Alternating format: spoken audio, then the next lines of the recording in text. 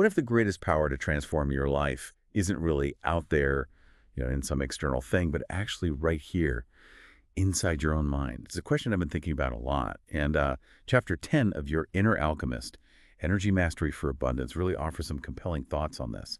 So today, we're going to dive into that inner landscape, exploring mindset shifts for lasting change. Our mission really is to pull out the absolute best insights, the most practical tools from this chapter for you.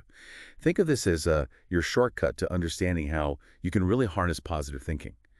Build resilience, cultivate optimism, and create lasting change in pretty much every area of your life. Yeah. Okay, so let's unpack this. The chapter kicks off with this really fundamental idea, our mindset, how the way we interpret things, how we respond to experiences.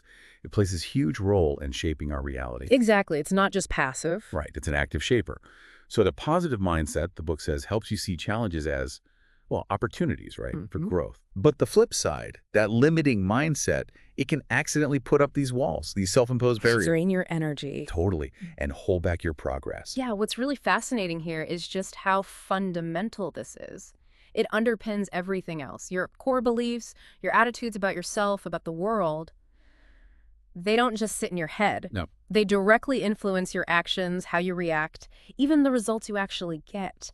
The book makes a really strong case that your internal state pretty much dictates your external experience. That's a powerful claim. It is. And the source draws a really clear line between two types of mindsets. It's worth unpacking that. On one side, you've got this growth-oriented, positive mindset, Okay. which isn't just, thinking happy thoughts all the time. It's more about embracing possibilities, Right. learning from mistakes, adapting to change. It's sort of expansive. An open view. Exactly. Then there's the fixed or negative mindset. And this one's subtle. It limits how you see what's possible, creates self-doubt, reinforces those limiting beliefs that feel like chains sometimes. Invisible chains, yeah. And it's really important to stress, shifting your mindset isn't like flipping a switch. It's not magic. The book emphasizes it takes deep self-awareness, real intention, and maybe most importantly, consistent practice. Okay. The goal is to get good at spotting those negative thought patterns when they pop up and then consciously, deliberately replacing them. Right.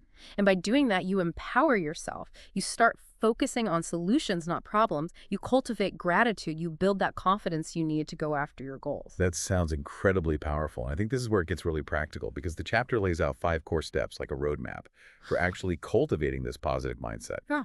First step is learning to recognize and challenge limiting beliefs. The big ones.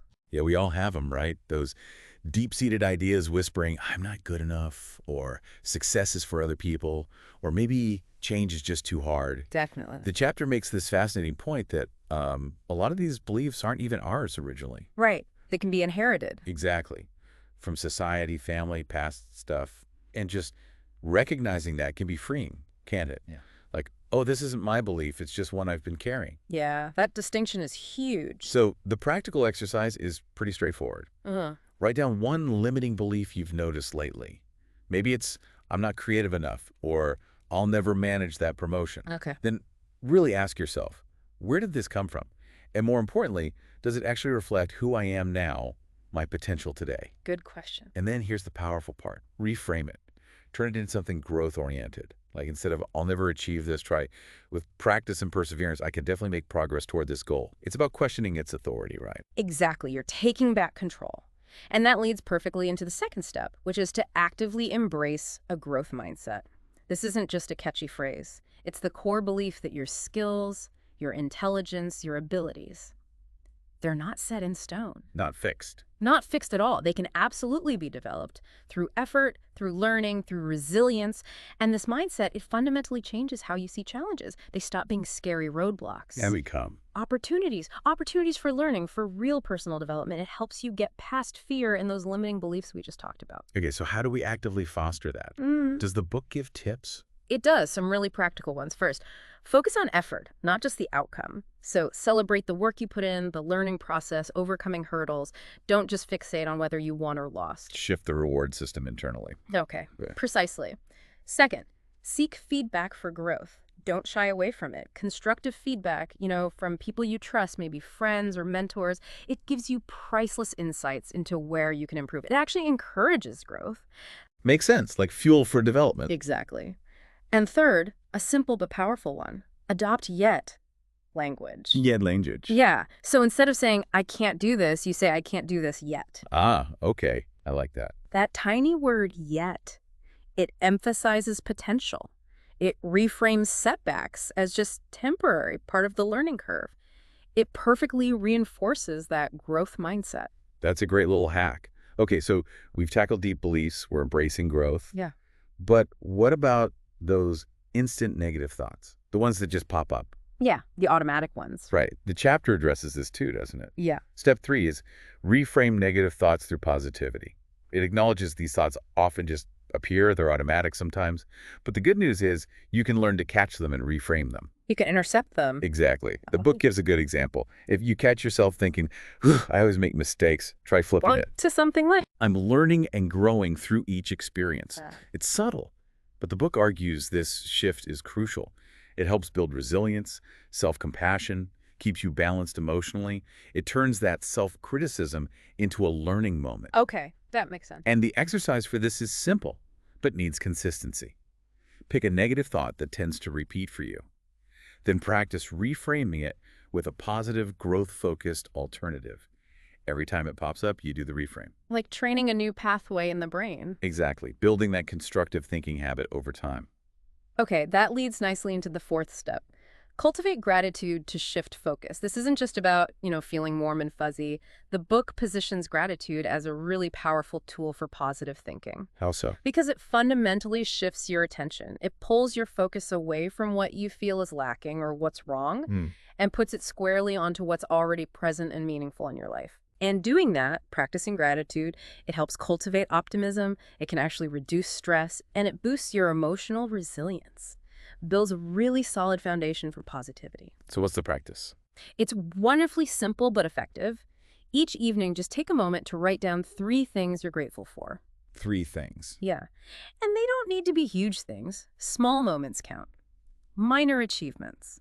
Simple pleasures like the taste of your coffee this morning or a kind word someone said. Or just a moment of quiet. Exactly. Reflecting on these consistently builds that habit of appreciation, which reinforces a positive outlook. Okay, makes sense. Yeah. And the 5th core step, it's use affirmations to reinforce positive thinking. Now, affirmations, sometimes people are a bit skeptical, right? They can sound a bit abstract. They can, yeah. Some people find them a bit woo-woo. Right. So what's the grounded, practical take the book offers? How do we make them actually work, not just be empty phrases? Well, it defines them quite practically as powerful, positive statements you use intentionally to reinforce self-belief and focus your mind. The idea is they help override that negative self-talk, that inner critic, and instill confidence instead. Okay, so they have specific job to do. Exactly. And the chapter gives some solid examples like, I am capable and resilient, or I trust in my ability to create positive change. Or I am open to growth and new opportunities. Yes. The key advice is to pick affirmations that genuinely resonate with you. They need to feel authentic. Not just words you're repeating. Right. And then repeat them, maybe each morning or specifically during challenging moments. It's about reinforcing that positive mindset, turning them into active intentions. Got it. So those are the 5 core steps. But the book goes further, right? It introduces some other techniques. It does, yeah. And this is where I found it really fascinating, connecting to the bigger picture. It offers some perhaps less common techniques for making these shifts really deep and lasting. Okay, I'm intrigued. It's about engaging more than just your thoughts. It's kind of engaging your whole being. First up is visualization for positive outcomes. Visualization. Yeah, but it's framed not just as wishful thinking. The book explains it more like pre-paving your neural pathways. Pre-paving? Yeah, by mentally picturing a successful outcome really vividly and feeling the positive emotions associated with it. You're basically activating the same parts of your brain you'd use if you were actually doing it or achieving it. So you're building a mental blueprint. Exactly. It makes the real thing feel more familiar, less intimidating. You're essentially rehearsing success in your mind, building confidence that way. Okay, that's cool. What else? Then there's anchoring for emotional stability. This is more of a practical, almost neuro-linguistic programming technique. Anchoring. How does that work? You learn to associate a specific positive emotion, say confidence or calm, with a simple physical gesture, like pressing your thumb and forefinger together. Okay. With consistent practice, linking the feeling to the gesture, that gesture becomes a trigger. A trigger. Yeah, a trigger you can use anytime to quickly access that empowering emotion on demand. When you feel stressed, you make the gesture, and it helps bring back that feeling of calm you anchored to it. Wow, like a little mental shortcut. Kind of like having an on switch for the state you want. Interesting. And there was one more. Yes, and this one was quite intriguing. Essential oils for mental clarity. Ah, okay. So aromatherapy. Yeah, but the book links it directly to mindset work. It suggests certain aromas can actively support positive thinking by creating a calming or uplifting environment. So it's more than just smelling nice. That's the idea. It mentions specific oils, lavender for calming, peppermint for focus, citrus oils for upliftment. And it hints at how these scents might work on a physiological level, perhaps calming the amygdala or stimulating pathways related to focus. So it's presented as a potential hack to support your mindset shift. Okay, interesting angle, combining sensory input with the mental work. Exactly. So with all these different tools, the core steps, the visualization, anchoring, even oils, how do we bring it all together? The chapter suggests the positive thinking journal, right? Yeah. As an integrated approach. Yes, and it's framed as more than just diary writing. It's designed as a dynamic exercise. Build awareness. Awareness of your thought patterns, yeah. And to actively guide you in cultivating that optimism. Okay, so what are the steps for the journal? The book lays them out. It does. 3 main steps. The first, daily reflection. So end of the day, write down one challenge you faced. Okay. And note how you responded. What were your initial thoughts? If they were negative, take a moment and think, how could I reframe this positively? Actively practicing the reframe. Exactly. Second, list of achievements, also daily. Record 3 accomplishments or positive experiences. However small. Doesn't matter how small. The book stresses that. Celebrating small wins builds momentum, reinforces that growth mindset, builds real confidence. Nice. And the third step. 7-day review. At the end of the week, look back through your entries. Look for patterns. Yep. Look for patterns in your thinking. Notice improvements. Maybe you got better at reframing or you handled a challenge differently. Okay. And then, crucially, set an intention for the next week based on what you saw to keep cultivating positivity. It makes reflection active, a feedback loop for growth. That seems like a really powerful way to integrate everything, but this brings up a key question, doesn't it? Which is? The commitment involved. The book addresses this directly, right? It emphasizes that this isn't a quick fix. No magic pill. Definitely not. Creating lasting mindset shifts takes time. And it takes consistent practice. Right. Consistency seems key. It really is. But here's the encouraging part the book highlights.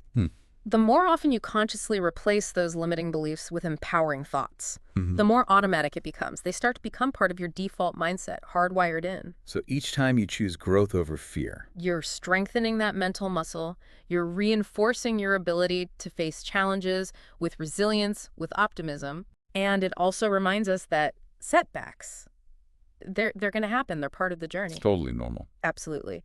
So when negative thoughts pop up, because they will, the advice is acknowledge them. Don't judge yourself for having them. Just notice them. Notice them, yeah. And then gently but firmly redirect your focus. Back to your goals, back to the progress you've made. That's reassuring. It's not about perfection. Not at all. It's about persistence. So ultimately, what does this all mean for you, the listener? It means that over time, with this consistent practice of these powerful techniques, positive thinking stops being something you do and becomes more like who you are. It becomes an inherent resource. Exactly. It shapes your whole perspective. And ultimately, it empowers you to create a life that feels fulfilling, that feels purpose-driven, to become, as the book says, your own inner alchemist. A powerful transformation. So let's just quickly recap this deep dive. We've really dug into the huge impact your mindset has on your reality. We covered those practical steps. Challenging limiting beliefs, embracing that growth mindset, reframing negativity. Cultivating gratitude, using affirmations. Right. Plus those extra techniques, visualization, anchoring, even the essential oils. All pulled together by that journaling practice. Yeah. A really comprehensive toolkit. It is. And remember, knowledge is really only powerful when you put it into action. Right? Absolutely. Understanding is just the first step. So we'd really encourage you, just choose one thing, one technique from everything we discussed today that really resonated with you. This one. Just one to start. and begin practicing it, maybe even today. Just take that first small step. Okay. And maybe a final thought to leave you with. If your mindset truly does shape your reality, as this chapter suggests, what small single thought could you choose to reframe today, right now? That might just open up a completely new world of possibility for you, something to ponder. Great question. Thank you so much for joining us on this deep dive.